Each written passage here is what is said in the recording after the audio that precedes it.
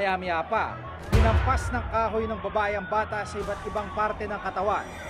Sa kabila ng pag-iyak at pagmamakaawa ng bata, hindi pa rin tumigil sa pananakit ang babae. Sinubukan pa niyang tumakas pero nabigo siyang makawala mula sa masikip na sulok. Pansamantalang nakalaya matapos makapagpiyansa si dating Ambassador to Mexico Francisco Ortigas III.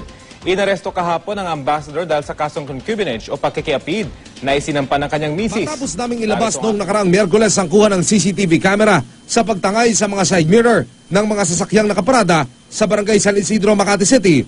Isang grupo ng mga residente sa lugar ang dumulog sa GMA News para ireklamo naman ang carnapping at mga insidente ng tinatawag na basag kotse. Sa Caloocan, huli sa isang entrapment operation ng isang lalaking miyembro umano ng isang grupo ng carnapping at akyat bahay.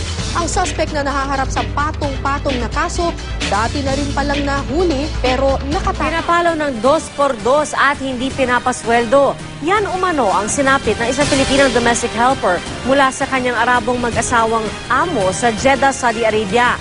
Inihahanda na po ng ating konsulado roon ang isasampang kaso laban sa mga suspect.